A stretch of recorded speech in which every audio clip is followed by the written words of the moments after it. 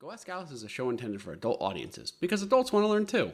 Sometimes we cover sensitive material, so please take care of yourselves, and listener discretion is advised. Now on to the show.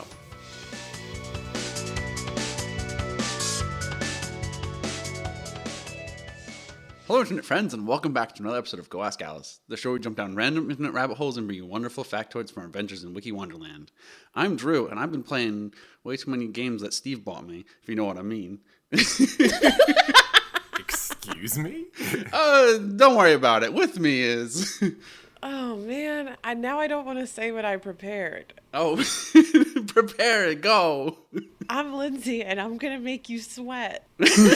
Hell yeah, let's go. And I'm Gene, and I know for a fact that when it comes to my sister and I am definitely Lindsay's favorite. Oh my God, do not do this to me. Ooh.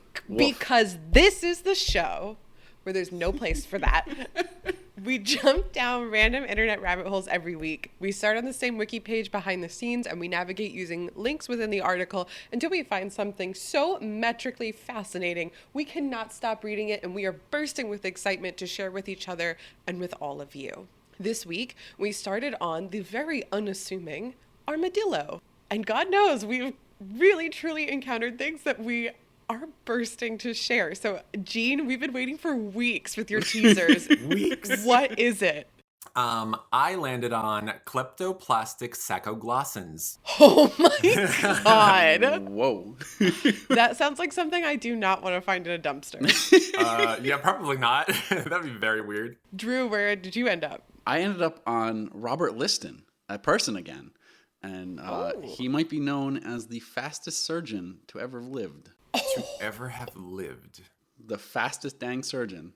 So he just, from the hip, now you have a new heart. Your leg's off. More like. He's not the guy who did surgery on himself, is he? No, not that I Okay. saw, but... Did he do surgery on a grape? He's not a robot. He's not that good. What did you do, Lindsay? I want Drew to say mine. Oh. Drew knows? Spoilers? What? No, I know, not that I know. I just queued it up in Bibness. Drew, can you say this in a 1940s radio voice? Oh my God, you want that again? Well, okay, Go before for that it. was a 19-teens advert voice. Now I want 1940s radio presenter. Are you ready? It's gonna be the same thing, but go for it. I know. Okay. Now presenting the Gorgeous Hussy. Trumpets start playing. I'm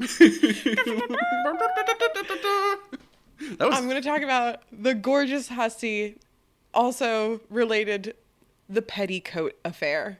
Oh, wow. That sounds strangely familiar. You might have learned about it in school, honestly. Okay. Before we can even dive in, we have to talk about our question of the week. And this one came about organically on the Discord. This is somewhat of Geist's question. Actually, it's entirely Geist's question because pretty sure they were like, this should be a question of the week. And now it is. Geist and I found like close to 700 pages worth of charms that you can put in your Crocs. And we want to know, what are your favorite gibbets? What would you decorate your Crocs with? Good. Who wants to go first? Wait, Drew, are you going to say the thing you said earlier? Oh, absolutely. Okay. I won't steal that then. Because that one surprised me because it was the hemp leaf. A beautiful leaf. A of beautiful all the leaf leaves out there. Not that I'm deep into that culture, that dank culture, but.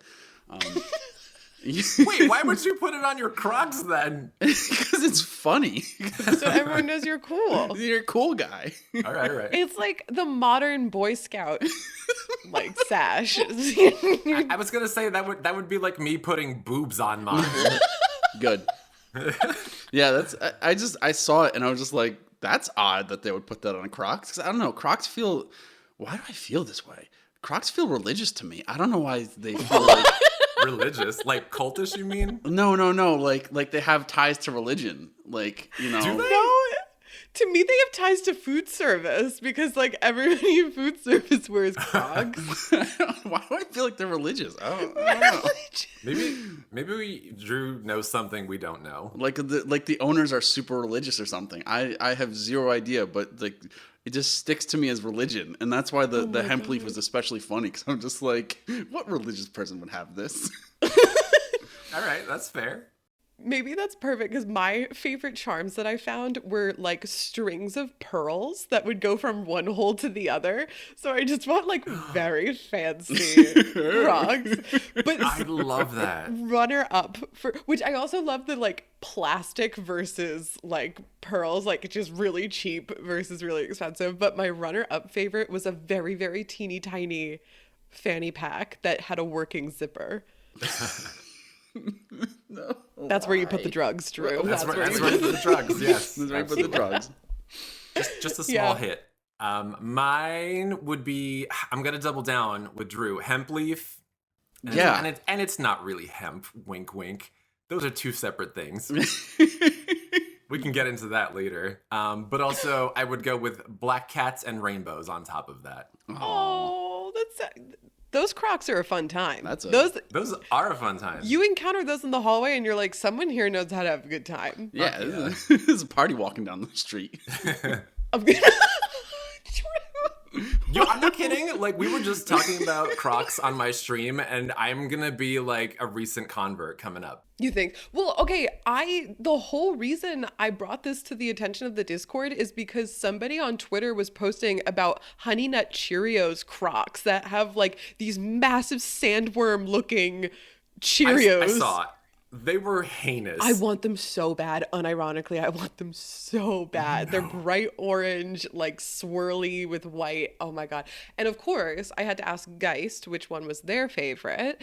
And they picked a UFO that was beaming down rainbows, which I thought was very sweet. Oh, yeah. Oh, okay. I like that. Yeah. We love rainbows. That was very good. That's a lot about Crocs. Yeah, religious Crocs.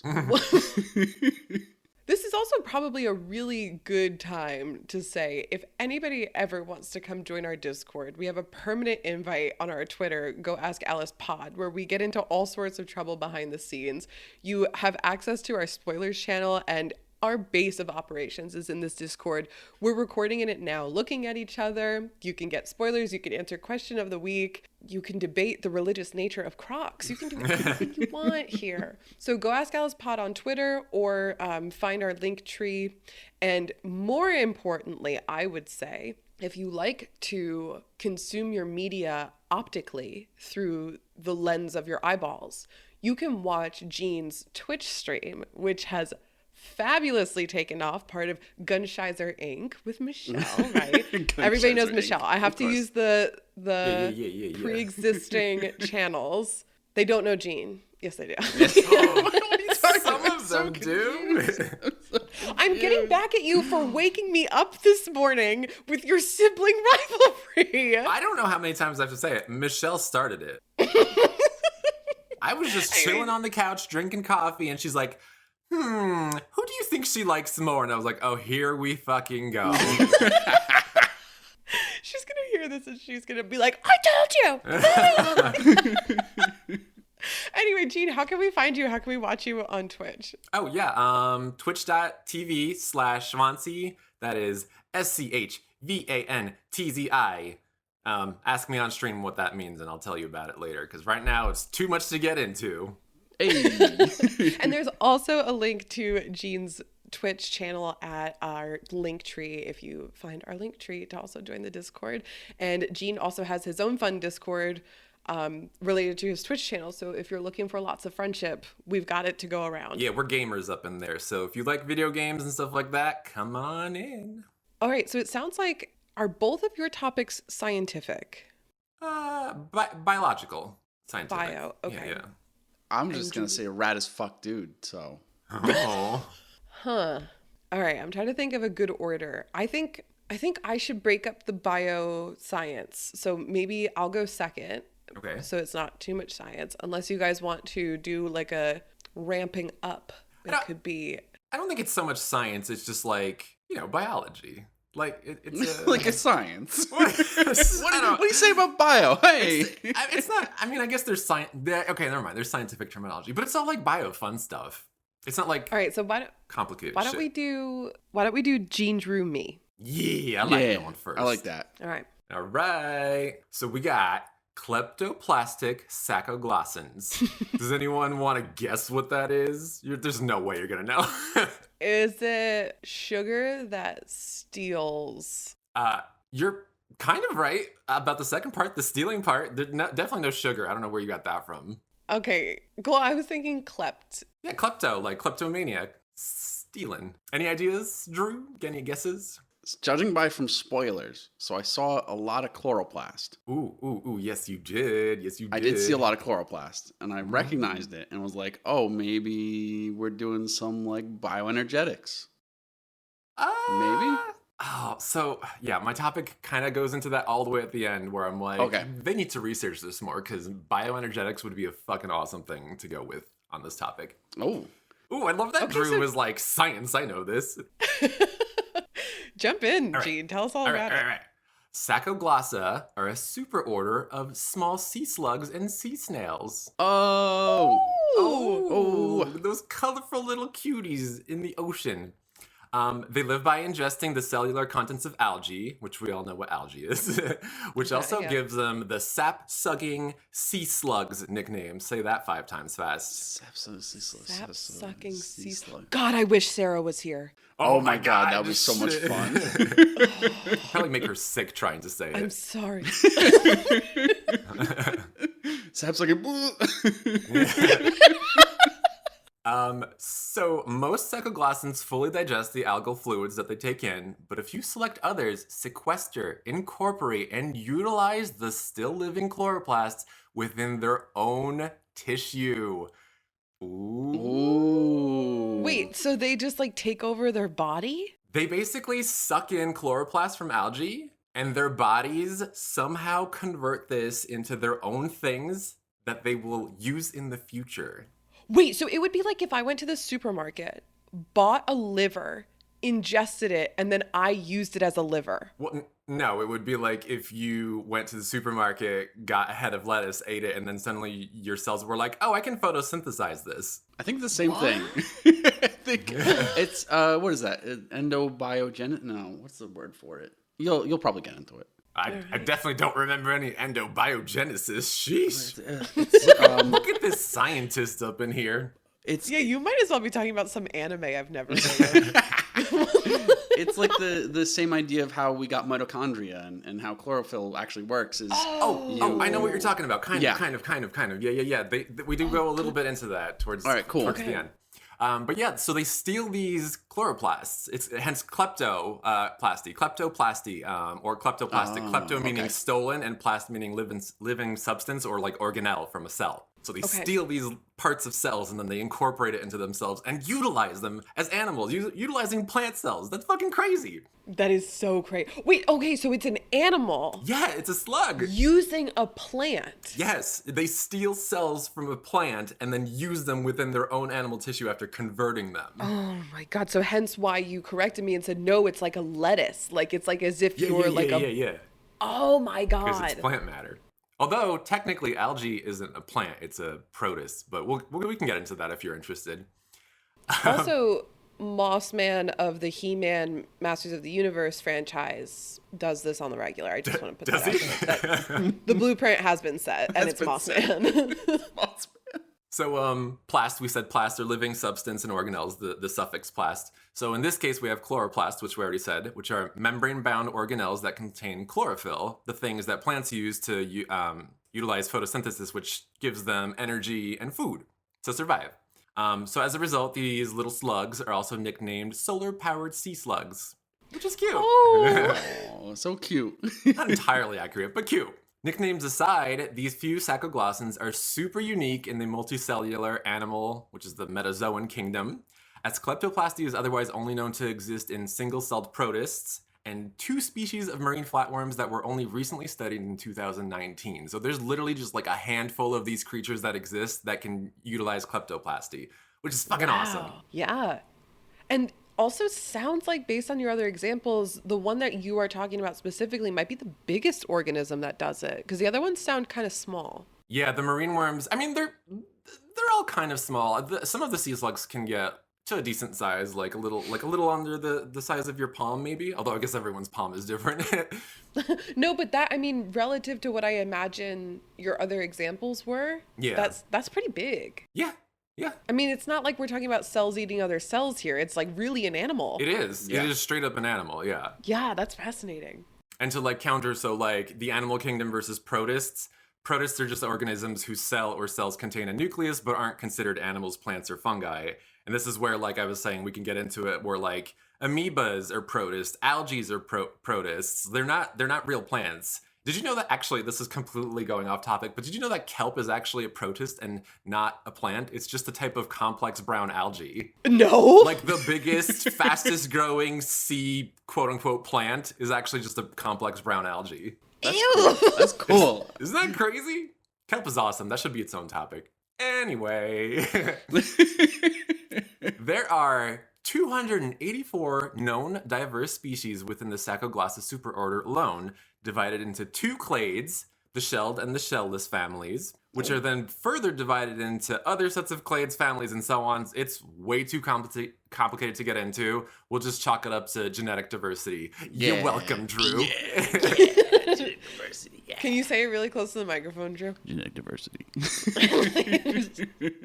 However, all sacoglassans are distinguished from other related groups of sea slugs and sea snails via their single row of sharp teethes. So I don't know if you've ever seen like a snail on the side of an aquarium where it's just kind of like sucking and scraping all the algae off, kind of like with this little circular thing. These sacoglassans have a uniquely adapted set of teeth that are kind of more like made for piercing. So they'll like climb onto some algae or whatever, and then they'll pierce through it, and then they'll suck on, and then they'll just suck out all the fluids and like leave the husk and everything behind. Whereas normal mollusks will scrape it all up and digest it. These guys only want the fluids, and then they spit out the rest. They're like vampires. Kind of. They're cute though. Oh, cute vampire. But they're of like those vegetarian vampires. Of those 284 known, only a few sacoglassans are capable of actually fully utilizing kleptoplasty, which is the whole stealing those chloroplasts and utilizing themselves. And none of the shelled variety can do it. It's only the shellless. I was going to ask, like, wouldn't the shells get in the way of any further photosynthesis? Like, I they kind wonder of if cover. that's why. Yeah. That's very interesting that you bring that up. I was also wondering, like, I was researching and I was like, poor shelled sacoglassans. What's the deal? Why can't they do it? And that makes sense now. Yeah, there's just less surface area, I guess. Yeah, so only a few of the non-shelled variety can make full intracellular use of the ingested chloroplasts. So do you want to find out how they do it? Of course. Yeah, what's the secret dish? Yeah. What's the secret? After ingesting the fresh algal fluids, functional chloroplasts travel down to the digestive system tract and are retained in these specialized cell linings of the sea slug's digestive tract called diverticula, which are little pouches all along the tract. Interestingly, scientists still don't know how the chloroplasts, there's a lot of complicated science words, so bear with me. They don't know how these chloroplasts are protected from the digestion process before they're caught and incorporated. There's a lot they don't know about these, which is fascinating because that means there's more research. It's also kind of sad, which means, because, you know, they're going to digest them and shit. Let's not get into that. The chloroplasts then undergo, you probably know this, Drew, phagocytosis. Oh, yeah, phagocytosis, yeah. I wasn't going to say that. Oh, sorry. Oh my sorry. God. That's the word. Are you sure it's not phago? It's phagocytosis. I'm sorry. Okay, well, fuck me. The chloroplasts then undergo phagocytosis. LGBT podcast, Drew. I feel very attacked right now. Oh my God. I just fucking said it. He's turning so red. It's a biology word. Anyway, this is a process in which cells use their plasma membrane to engulf a large particle, creating an internal compartment called, I'm going to say phagosome. That's fine. You do what you need to do. Sheesh. Anyway, in most multicellular organisms, this is used to remove unwanted pathogens or debris from cells. But in sacogolassans, guess what happens? It incorporates it instead. Yes, they incorporate the chloroplasts, changing them into what are things known as kleptoplasts instead of chloroplasts, because they're stolen chloroplasts. They're now kleptoplasts. This is making me beam from ear to ear. I love animal biology shit. So, however, it is not fully understood whether the stolen plastids actively secrete photosynthate or whether the slugs benefit indirectly from the slowly degrading kleptoplasts. This process is somewhat mystifying as the upkeep of chloroplast usually requires interaction with genes encoded within algal cell nucleuses, which the slugs either spit out or poop out while they're eating it or digesting it, right? Scientists have hypothesized that the slugs somehow undergo, and this is where I was going to say we're going to get into it, a lateral gene transfer in which the genes of algae are actually transmitted to the animal and then used to keep the acquired plastids functional for months after they would have otherwise decomposed. This is Holy fucking shit. crazy. They literally somehow, potentially hypothesized, right? So they somehow literally steal, rework, and adapt algal cells into their animal cells to keep these kleptoplasts alive and functional for way longer than they would normally just sitting in outside of the algae or plant or whatever. That's I've crazy. also never seen Drew throw both his arms up in the air at a topic before like that and do spirit fingers. Oh my god, it's so good. Horizontal gene transfer is so yes. fucking That's cool. why you were excited? Yeah, because horizontal gene transfer. Yeah. Did you not hear what it is? It's one organism stealing the genes of another and converting them into its own to utilize for itself. I know, that made me excited, but Drew is clearly excited because he's heard of it before and has a history with it. Also, is horizontal gene transfer what we're going to call you switching between the Discord channels? I don't think that applies, but we could. I think it's more vertical gene transfer in this case with Discord. Oh, I hate puns. I'm sorry I did that. I know, I take it too seriously. No, get out. Maybe I'm jumping several guns up here, but does that mean, so in humans, for example, you can have an issue where if you get a donor organ or something like that, your body rejects it. Is this related? Could this science be used to help people, maintain foreign objects in their body? That's a question for Drew. I do not know. So it's gross. Not gross, but it's really cool. When you have a different organ in you, it's just recognizing self versus non-self. It's different sugars and different proteins on it that just your body's just oh shit, that's not me. And then that's what causes you to reject an organ is your body just being that's not me. Because of the complexity of the organism, I might sort of doubt that they have that kind of sugar structures or protein structures on their organs. So it's just kind of yeah, it doesn't matter if it's self or non-self. We're just doing it. And then with us, it would be kill, if it got put into our body. That's not supposed to be here. Phagosome that shit out of here. You're right. Amazing hypothesis that scientists have had. Sadly, it has been contested by other scientists, because you know how it is in the scientist world. They're all fuck you don't know what the hell you're talking about. I'm going to run some genomic DNA sequencing and transcriptomic analysis and show you. And so that happened, and now it's kind of contested.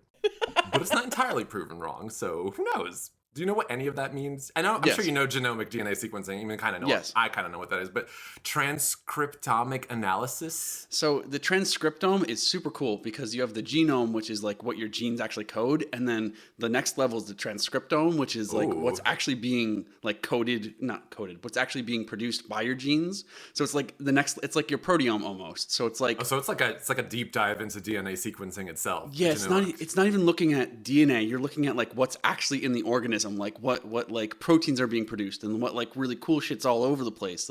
You're trying to really look at not just what the genes code, because the genes are really like they can be turned on and off, but what's like actually in there is super like you're looking at that instead of just like what could be there. So that's like kind of the difference. That's fucking cool. I love that. I love that Drew is totally nerding out and I'm over here like, tell me more. It's great. So it's really the instructions. That's the recipe book. Well, it's the genes are the recipe book. This is more like the steak you cooked. I hate to use steak because we're vegetarians here, but it's the one that you choose to cook. It's basically what you have. What the transcriptome is what you have cooked, and it's just like, oh, what's like actually sitting there and existing. The products of the recipe. Exactly. That's it. Got you. Like the dinner. The dinner. Yeah. Exactly. Awesome. What's on your plate? Yes. Yeah. All right. As opposed to what's in the book. Oh God, I love these metaphors. I love this episode so much already. Anyway, either way, the slugs do benefit. Regardless of what the fuck is happening in them, they clearly benefit. Research shows that they fucking benefit from this shit. They can survive for months living solely on the photosynthetic products of their acquired plastids, or the kleptoplasts. The longest known kleptoplastic retention can last up to 10 months in the species Elysia chlorotica. And this is done by utilizing chloroplasts from the algae Vaccaria litoria. Not to get too complicated, but I say these words, or these names and specific algae on purpose because chloroplasts from different algae have been found to simultaneously exist with individual slugs. So like from algae A, algae B, and algae C, suggesting that kleptoplastic ability is not exclusive to one type of algae or another.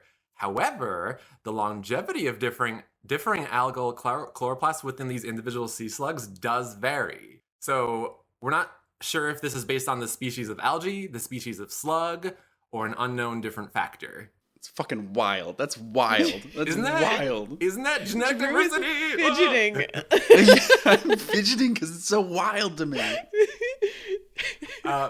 So regardless, sacogolassans are also able to choose which method of feeding they use. When food is plentiful, they simply eat and digest their food like any other animal. When food is scarce and starvation begins to set in, which varies between species from like less than a week to up to 4 months. Some of those slugs are hardy as shit. The slugs are able to tap into their reserved kleptoplasts and sustain themselves through the photosynthetic properties until regular preferred food becomes available again. This is typically a last resort to avoid death, though. They don't really like utilizing the photosynthesis process. They rather just, eat their food, as I'm sure you and me and everyone else would. Because would you rather just passively be sustained? I mean, I guess maybe some people would. I'm sure some people would be like, God, I'd save so much time and have time for work. But not me. I like the enjoyment of constantly eating and, tastes and textures and all that. Right. Yeah, we're normal. Feeling normal.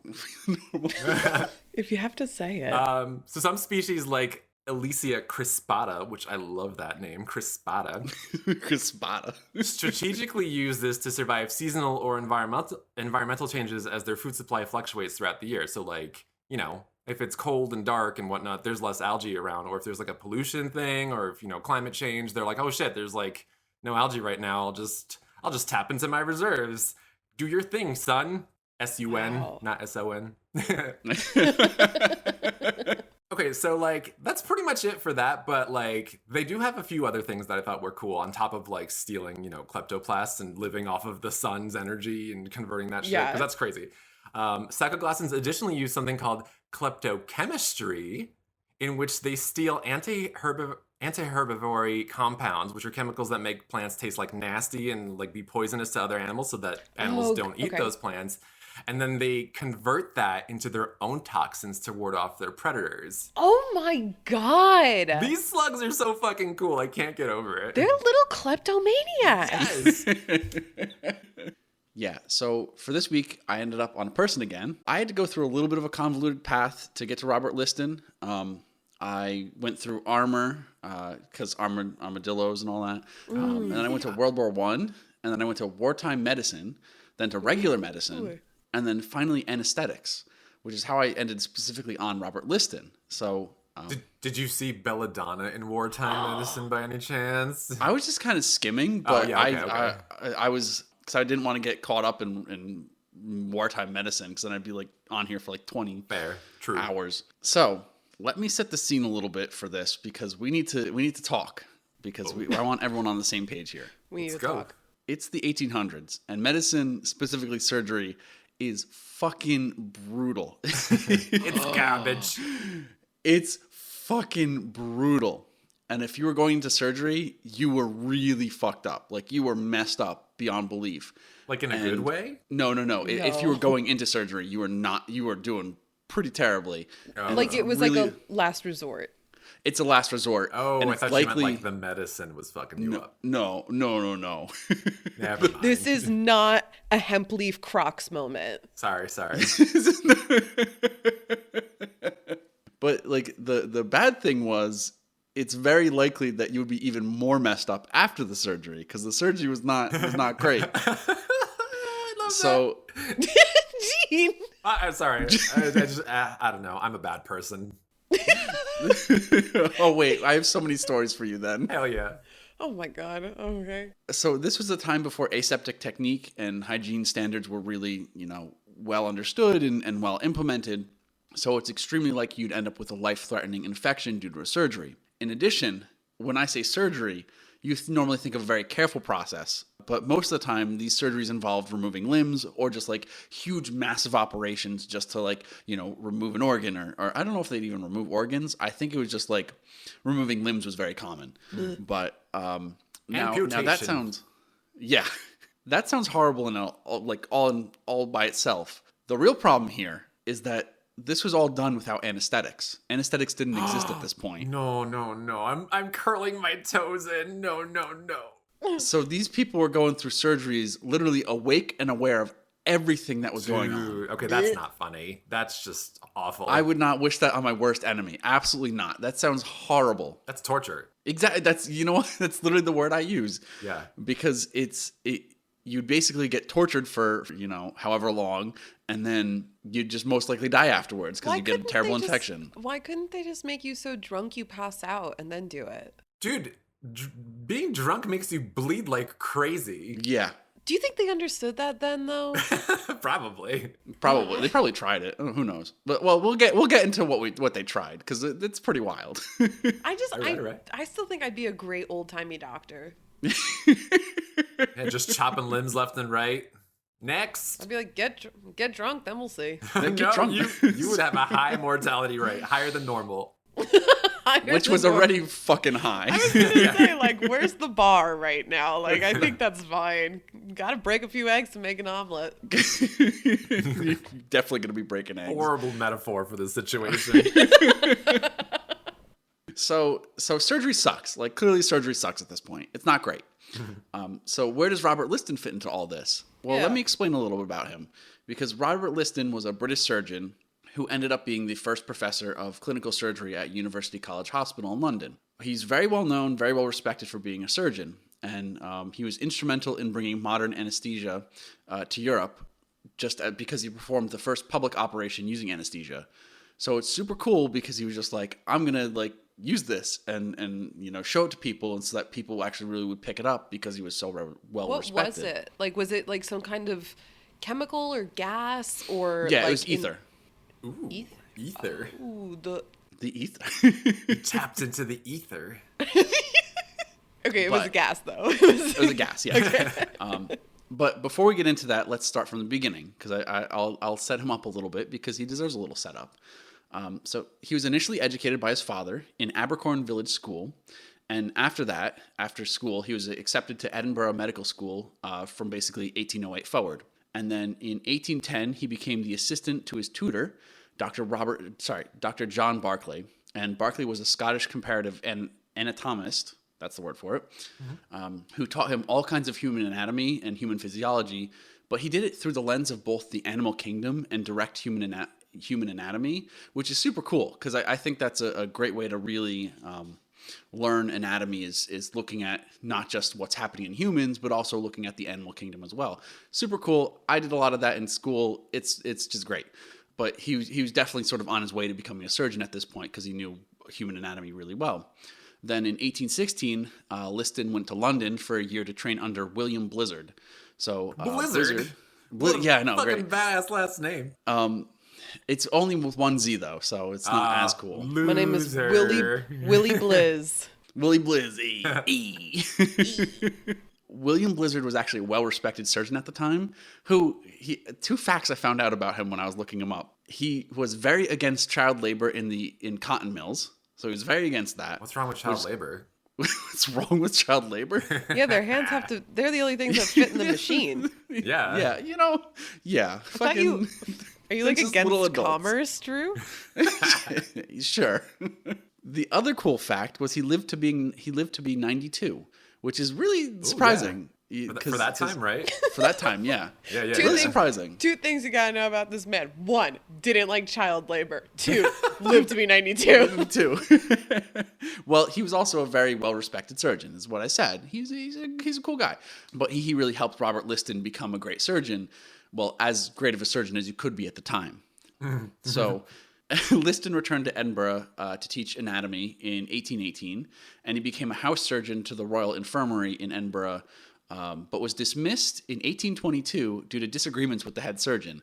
They didn't say what the disagreements were about, but they were just like, he was just dismissed. And that was until 1827. Oh my God, I bet it was like, no, you don't make the people drunk before you cut off their limbs. And the guy was like, yes, you do. You do. There you go. That's the argument. And we know which side of the argument I would be on, which is the right one. The right one. So, 1828, he's reinstated in 1827, and then he's finally promoted in 1828, where he becomes a full operating surgeon. I think a house surgeon was more of just like you'd go house to house and all that, versus an operating surgeon was more of like you'd have that theater of operation. And this is really where our story takes place, because not only was Robert Liston a great surgeon, he was a fast as fuck surgeon. This worries me. Fast as fuck. Okay, why is it like I hear that he's fast and I'm like, okay, then he didn't need the anesthetic. Like, okay, if he was so fast, just go in. Yeah, cutting off a limb, I think I'd want an But he's anesthetic. fast. But he's fast. So, so he was actually described as the fastest knife in the West End, which is it's a cute little pun on it. That sounds like something you would hear in like the back alleys of like New York streets or whatever, like some gang shit. The fastest knife in the West End. He's gonna ship your ass. You don't want you don't want to fuck with him. You don't want to play cards with him. He's the fastest knife. He'll get you. Well, can you guess how long it took him to amputate a leg?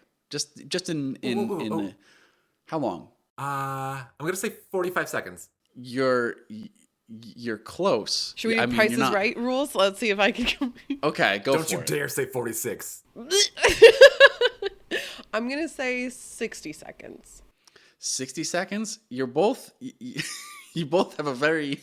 It's 2.5 minutes. Oh, okay, okay. Which is fast as fuck. That's fast as knife my ass. More like butter knife. But like, okay, you could just take a hatchet and it takes like 3 seconds. Like, what was... Yeah, but you don't want like shards of bone and shit splintered everywhere. Yeah.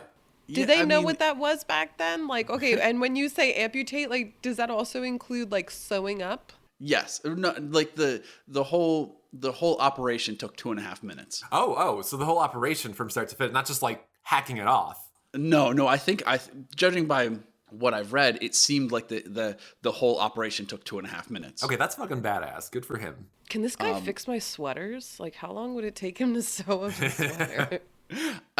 From one of the stories that I'll tell you later, I don't know if you'd want that. Oh my God. Okay. So literally one of his famous quotes from Liston is, "Time me, gentlemen, time me." It was a personal little challenge. He loved being timed on Did his he have surgeries. a fun mustache? I feel like this guy was fun. I don't... I'll have to look back at the portraits and tell you that. Hand me a tonic and time me. Time me, gentlemen. Time me, gentlemen. With his little pocket watch. He clicks it on. Knife's out. He did not have a mustache, but he had fucking fabulous bushy mutton chops. Ooh, one of those. Yes, he did. You're right. You are so right. I'm Googling it right now. But the one thing is, his speed didn't really compromise the quality of his work. I'll say quality very loosely here because we're also talking about 1800 surgery. Yeah. But he was able to complete operations in a matter of seconds. At a point where surgery, like the speed of the surgery, was essential to one, reduce pain and increase the likelihood of survival of the patient. So in a medical textbook, The Notes on Nursing, there was a quote about this where there are many physical operations where, all things being equal, the danger is a direct ratio to time the operation lasts, and the operator's success will be in direct ratio to his quickness. So this was like, being quick was a great thing. Like this is what really helped him, stand out, was just how damn quick he was at doing these surgeries. And a typical Liston surgery was described as the following. This is great. Oh, no. He sprung across the blood-stained boards upon swooning, sweating, strapped-down patient like a duelist, calling, "Time me, gentlemen, time me," to his students craning with pocket watches from the iron-railed galleries. Everyone swore the first flash of his knife was followed so swiftly by the rasp of saw on bone that sight and sound seemed simultaneous. To free both hands, he would clasp the bloody knife between his teeth. Oh my God! No!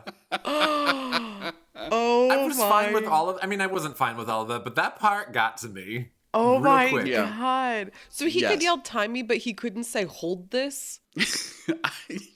Well, once again, from a story I'll tell you later, I don't think you'd want to have hands in there. He's like a blur. He's like a blur of knives. So I don't think you'd want to have hands in there. Not only is he a blur of knives, but he's also like basically spitting all over the inside of this person. Yes, you're so right. So very clearly, the connection between surgical hygiene and infection was very poorly understood at this time. And it was only a few years later that people really began to understand this. But in Liston's day, surgeons operated in what they called blood-stiffened coats, where the stiffer the coat, the prouder the surgeon. So it was just like they were so covered in blood that like they'd be like standing, couldn't move their arms because their coat was so stiff from blood. That is so. But I remember hearing that like you wanted a surgeon with more and more and more bloody clothes because it meant that they were more experienced. Yes, that's kind of what this whole idea is. Surgeon. Yeah. That doesn't mean it's good experience. Oh, so Gene just posted some extra pictures in Bibness. I see he's got the crazy mutton chops all the way down basically to his mouth. Mm-hmm.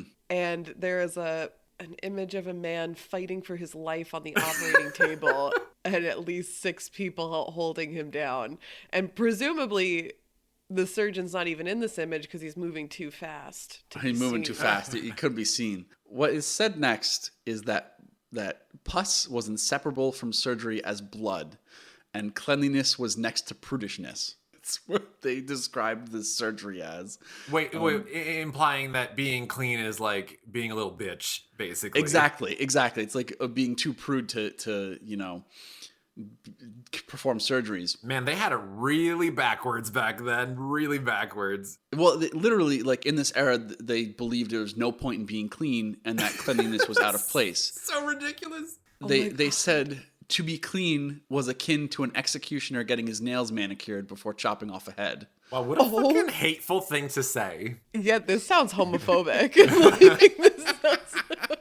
Wait a minute, but like, really though, like this fits in with like the whole dandy kind of thing, like where they're like, if you're like taking care of yourself or if you're trying to play it safe, then fucking macaroni. Dandy macaroni. Well, we'll kind of get into that a little bit. But it wasn't until 1847 that's when hygiene really started to improve and mortality rates fell, where people were just like, "Oh shit, don't be disgusting in the operating room, and people won't die." Imagine that. Imagine that. But the cool thing about Liston was it was written that he was a man of strong character and ethics, who was unfailingly charitable to the poor, who he tended to, which was very unpopular among his fellow surgeons in the Royal Infirmary. They're just like, don't treat the poor, fuck them. And he was just like, no, I will go knife them, They're the macaronis, his fellow surgeons. Exactly. And he loved to operate on patients that were discharged as hopelessly incurable. So he's a pretty cool guy. He's like, my knife doesn't discriminate. My knife doesn't discriminate. So anesthesia is super important because Liston viewed anesthesia as what he called a Yankee dodge for making man insensible to pain. And I was like, what the fuck does he mean by a Yankee dodge? So it turns out anesthesia was first administered in the U.S. a few months earlier, so he kind of looked at it as a dodge for pain made by the Yankees, so Yankee dodge. I don't know. That's just my synopsis of Yankee dodge. So he publicly administered ether to a patient and then performed a leg amputation. And after the surgery was complete, the patient woke up, and the patient was so out of it, came to and just goes, believed that the surgery had yet to be performed because he hadn't felt it. So he was just like, take me back. I can't have this done to me.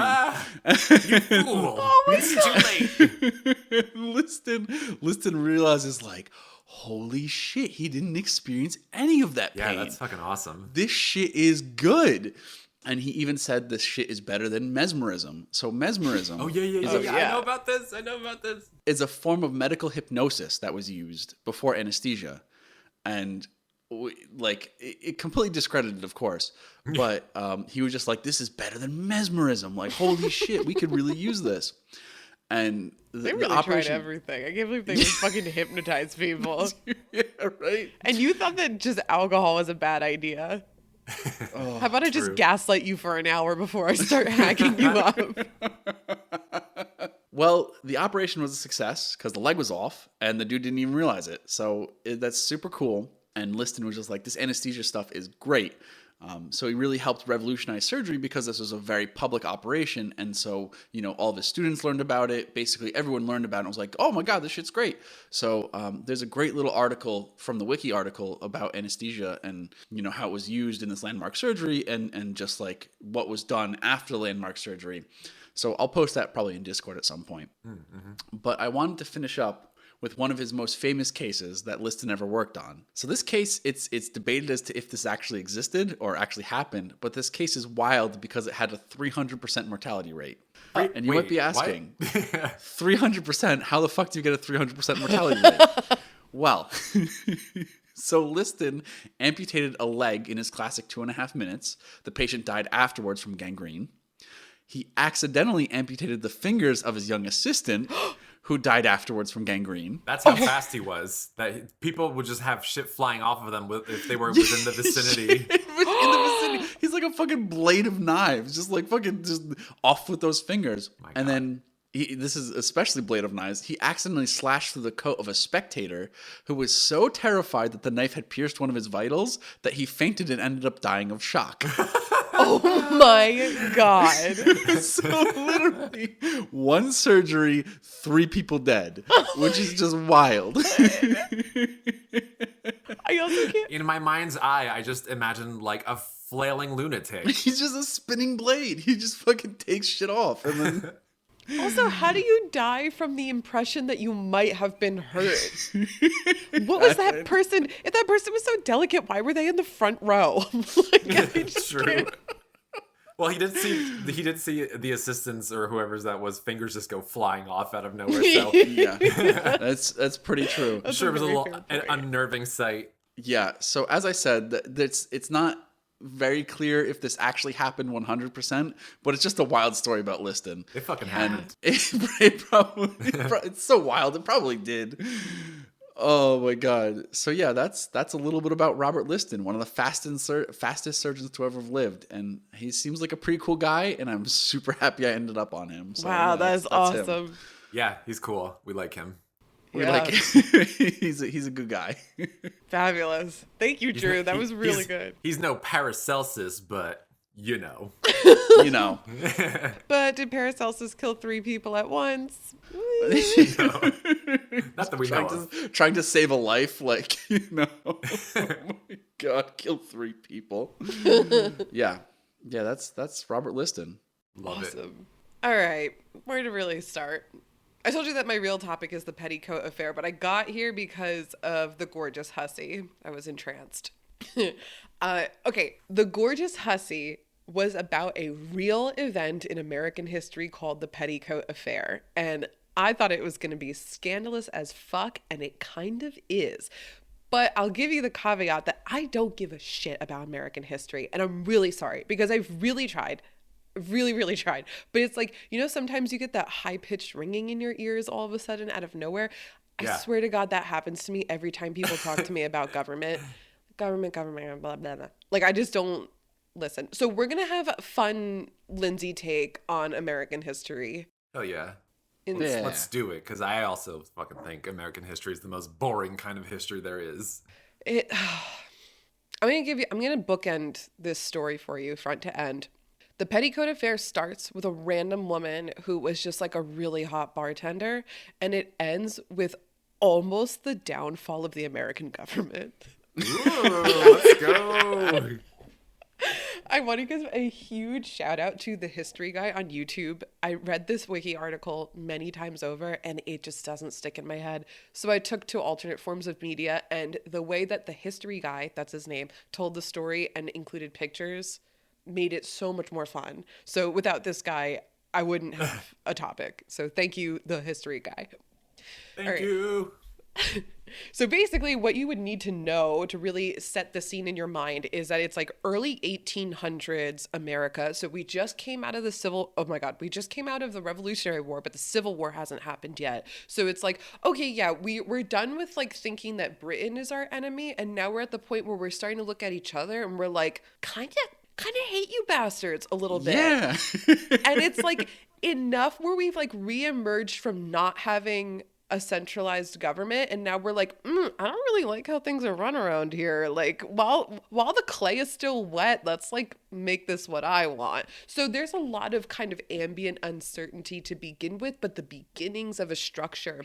And politics is starting to heat up in a way that is getting nasty. Okay, you've heard of Andrew Jackson. He's on Money, so you've heard of him. Okay, so this is during Jackson's presidency, which is like still pretty early. And like I think he was a general in like the War of 1812. So like he's still involved in the military, but it's not the same as like George Washington. It's like, to me, this is like the secondary tier of founding fathers where it's like, maybe you've heard of Andrew Jackson. And if he wasn't on the Money, would you have ever heard of him? Probably not. So Andrew Jackson, I guess, in American history is important because his, I guess, election process was really, really, really heated and really scandalous. And part of the outcome of this is two-party system, having Democrats and Republicans. Andrew Jackson was the first Democrat because he won the popular vote. And then when it went through like the other bodies of government to like make the decision, he lost. And so he was like, fuck you, like, I represent the people and I didn't win. Does this sound familiar at all? Yes, it does. Too familiar. I hate it here. Yeah, so he was like, well, fuck you. If we're a democracy, I represent the people. So he was the first of the Democratic Party. And I don't remember who his opponent was, and I don't really care. And he was the first Republican. Okay, so that's kind of the climate of what we're talking about here. But more importantly, as per Lindsay, this whole process for Jackson going through the presidency, but what was happening behind the scenes, he was in love with a woman who was in love with him back. She became his wife, which is great.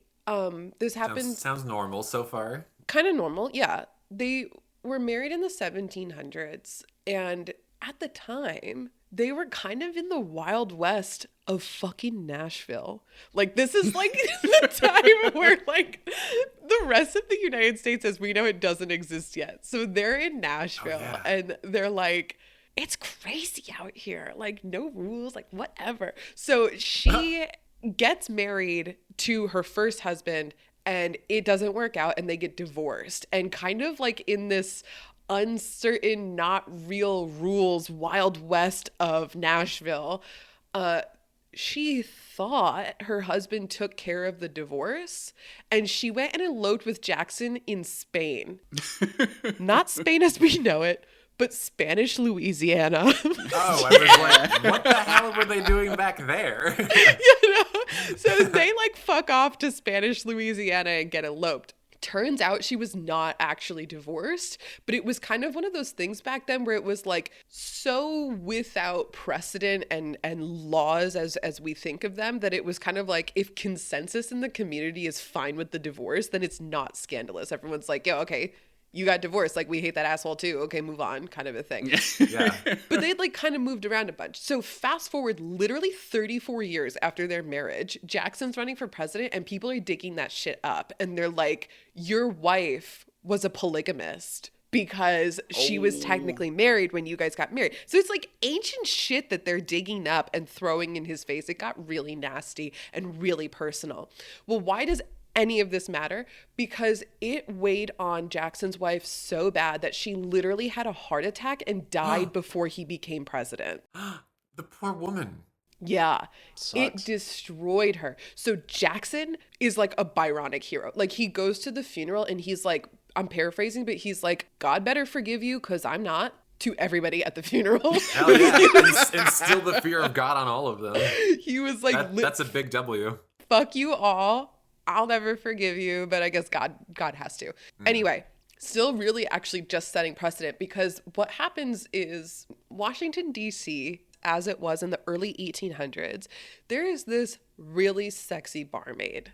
She's really young, real hot. Her name is Peggy. Like, we love a good nickname, Peggy. She's charming as fuck. She's witty, and she's a fucking hussy. Like, she's just like slinging. A gorgeous hussy. She's a gorgeous hussy. Like, she's flirting with like politicians as they come in, and she knows she's hot shit. Like, she knows she's better than everybody. And she tried to elope twice before the age of 16. Like, literally 15 years old, trying to elope with men who are frequenting the bar. Little scandalous, this woman. So at 17, Peggy meets this regular to the bar, and his name is John Timberlake, but we can call him JT. Oh, stop. I was going to say no relation to Justin Timberlake. You don't know that. I guess I don't. She meets Jay Timberlake, and she's like, okay, I'm in love. Been trying to get married. I'm like ripe old age of 17. Whisk me off my feet. It's got to happen sometime. Yeah. Yeah, it's going to happen. I'm drying up over here. Like, it's got to happen sometime. Oh, no. So she gets, married to this JT, and he's like this sexy Navy kind of guy. I don't really know what the Navy really does other than go on boats, but she's like, okay, got this hunky sailor type, whatever. Oh, yeah. And they become friends with a guy named John Eaton, who actually becomes like the protagonist of the story. Peggy and John Eaton are the protagonists. So John Eaton meets this couple. Peggy's hot as fuck and alluring as fuck. And John is like, I'm going to help this couple out. Goodwill. Really just love these people. Okay. And he says to JT, I've got a really good job for you in the Navy. I'm really well connected. I live in Washington. I'm BFFs with Andrew Jackson, who I don't think was the president yet. I don't actually remember. But anyway, he's like well connected. And so he gets JT a job that's like really high up in the Navy. Well, John goes on this expedition and fucking dies. JT dies. And people start to make rumors that he died by committing suicide because he suspected that Peggy was cheating on him with John Eaton. Who are these people, and why can't they mind their own goddamn business? It gets so much worse. This is literally like what almost overthrew our government, was how much worse it gets. Okay. So she, like, I agree with you, but so many more people make it their business. So, okay, come to find out that like JT actually died because of pneumonia, and he was like out on boats and like whatever the fuck else. So fine. But anyway, Eaton is like, oh shit, Peggy's single now and I'm in love with her. And he's like 28. So he's like full 10 years older than this Peggy. And like he's still in love, whatever. And he goes to his BFF, Andrew Jackson. And he's like, what do I do about this? Because I love this woman, but I knew her husband. So it's like kind of awkward. And also I gave him this job that killed him. And Andrew Jackson is like, oh shit, yeah, that's right. Andrew Jackson is literally like, YOLO, my dude. Like, you only live once. You need to marry. So Peggy gets remarried 8 to 9 months after her husband died. So she's cool with it. She's moving on fast, and everybody else is like, you did not mourn long enough. That is super weird. And then that's when the rumors start to get worse that John Eaton sent this guy away, or that like her former husband committed suicide. Well, anyway, Andrew Jackson is doing his whole thing with becoming president and shit like that, and Eaton's his best friend. So Eaton eventually becomes, Secretary of War. He's in the cabinet as a Secretary of War. So he's got this really high position. And Eaton's wife is Peggy, this common hussy. Okay, here's where I actually thought things start to really heat up in a cool way. This woman whose name is Florida, but it's spelled like fluoride. I don't know if you've ever heard of John C. Calhoun, who was also president. Okay, his wife is Fluoride, or Florida, however you want to say it. Okay, I read it as Fluoride, and I was like, you stupid bitch. Fluoride bitch. Your parents doomed you. You stupid bitch. Well, Fluoride is like, I hate Peggy, and I won't rest until everyone else hates Peggy. And they hated her because she was just... a gorgeous hussy. Was a gorgeous Fluoride hussy. Ugly? Okay, I looked at pictures of everybody, and I will send them to you. Everybody looks painfully average. No one looks impressive. I'm going to say it right now. Wait, including Peggy? Oh my God, Peggy, like, you would think that, like, as a portrait, they would try to dress her up. Like, it must be just different beauty standards. I'm going to show you a picture of Peggy right now. Let's do it. Now I've like completely biased you because you're not gonna fall to the floor and start crying when you see this. Oh no, she's nice. I like her. I mean, it's a simple. I feel like this isn't like one of those like fancy portraits. It's almost like cartoony. Yeah, like it's like a false color. Yeah, almost. Yeah, it looks like they got a cheap artist to make this instead of like someone who actually knows how to make portraits. But that being said, she looks good. Actually, you're not far off because this was on a cigarette carton. Oh, well, shit. Okay. So it kind of does look like a cheap cartoon because it's like, this isn't one for the locket, folks. Like, this isn't going in your breast pocket. This is, I would say, though, if you could imagine this picture, like, as a real person, I'd say she's beautiful. I mean, she's wearing a low-cut top. Like, that helps. Okay, that's not why I was saying that, but okay. That's the last thing I was looking at. Ooh, it's getting warm in here. Ooh. I'm going to make you sweat. This is a picture of her. The wiki article says later in life, so she looks a bit older. And maybe you can look back through the years with your imagination. She looks like a president's wife in this picture. Well, Secretary of War.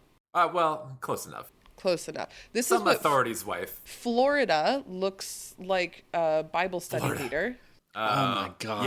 Yeah, I could see why. Florida was jealous. Green with envy. Florida has... Actually, they both do. They both have a strong middle part going on in their hair. They do. Oh, yeah, right. Which I really think means high society in my mind. The same way that Crocs are religious. I thought you were about to say the same way Crocs are high society these days. I was like, get the fuck out. You're done. They both have like a canyon of their middle part. Like it is strong. Different times, different standards. Yeah, it's pretty weird. Like, I look at this cigar box picture and I'm like, she doesn't really look innocent. She doesn't really look sexy. Curls also don't really look neat. Like, her hair looks kind of long and messy. But on the panels next to her, it's like one of them is her getting married and another one is men fighting over her. That's what that other panel is. I think she looks hot for the times, especially on that first picture that we were talking about where I think she's beautiful. I think she looks hot. What feature do you think really seals the deal for you? Is it her cheeks, her nose? I think it's just the voluptuous tousled hair. Oh, that's a good way to put that. Yeah. She looks like she doesn't give a damn and she knows she's hot. She does really have a voluptuous look about her. And I think she would be proud to know that. Like, she was bright. Like, there are direct quotes from her in the wiki article where she's like basically saying before other women could walk, like, men were interested in my skirt. Like, she was like, people want me. That's like what she's about. She knew her allure. If I were a woman, I would not mind looking like her. At least in that first picture. That's true. Oh, maybe I should be here for Halloween one year. No one will know. No one will know. Peggy O'Neal, I'll barely know. Who are you? A gorgeous hussy. A gorgeous hussy. A gorgeous hussy.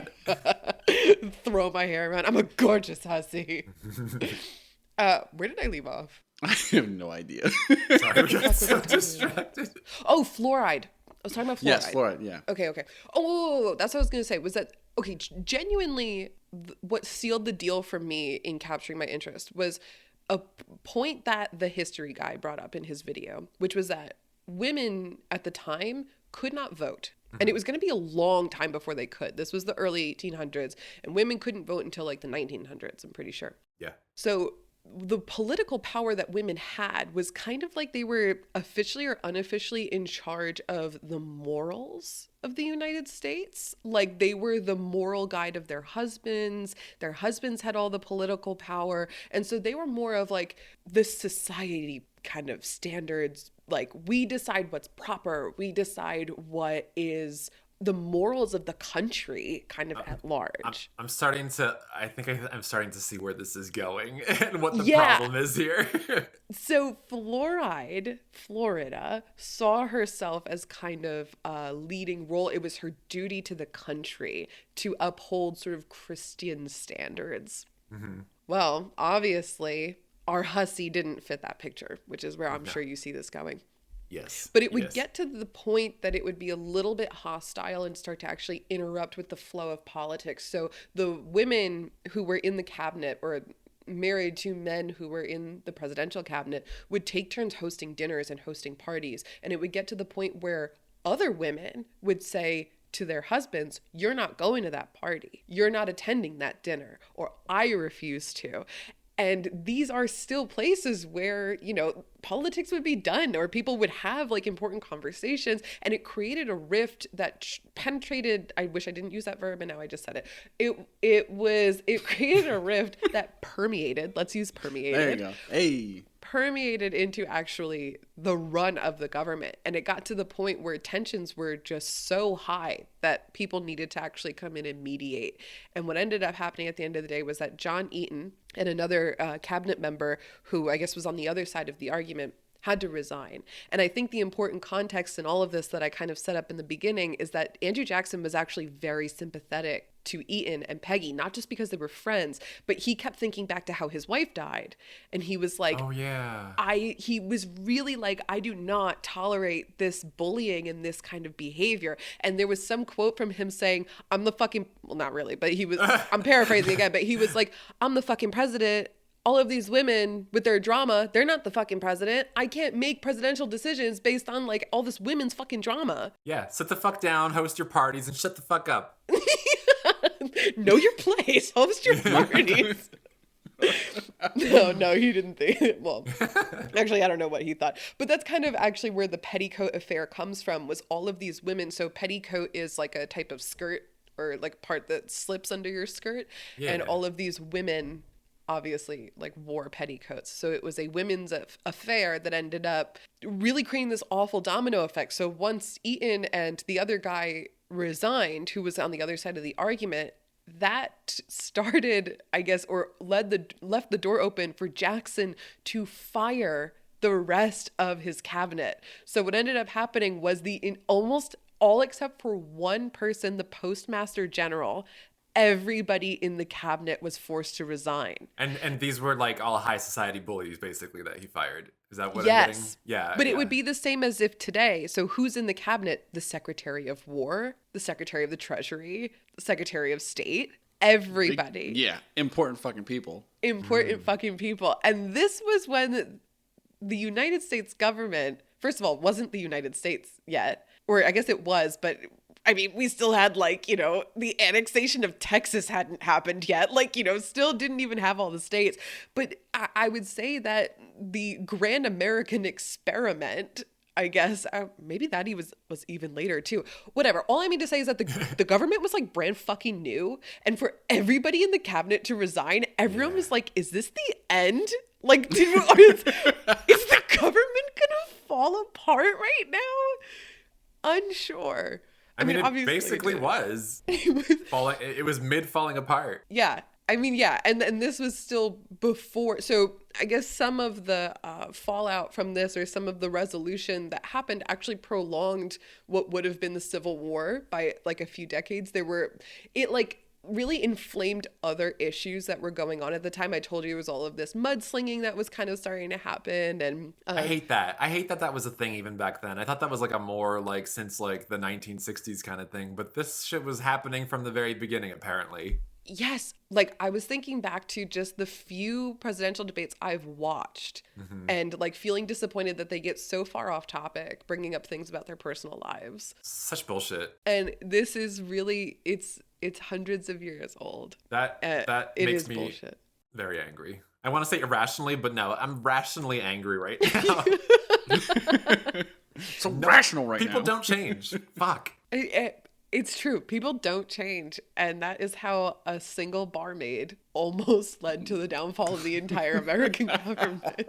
Thanks, everybody, for stomaching American history. And speaking of stomaching, thanks for learning all of the, I don't even know what adjective to use. Unsettling. I guess that's it. Yeah. Creepy. We went all over the place today. This was a really good episode. Everybody's in for a treat. If you would like to hang out with us on Discord, like I said at the beginning, there is always a link waiting for you, and we'll be there. Yeah. We're waiting. All of your most gorgeous hussies will be waiting for you on the other end. Really, the easiest way to get in contact with us is at Go Ask Alice Pod on Twitter, if Twitter still exists when this episode goes out. And if you're into Patreon, which, you know, I am. I think a lot of people are. I think everybody cool is doing it. We have a Patreon, so you can come sub our Patreon. You get ad-free episodes and some hand-drawn but factory-made stickers that are mailed to you from Australia. And at the end of the day, you get our undying respect, which really is priceless when you think about it. Absolutely. We love Vixie. Yeah. We love Vixie. We love Vixie. Bye. You're a good egg. Bye-bye.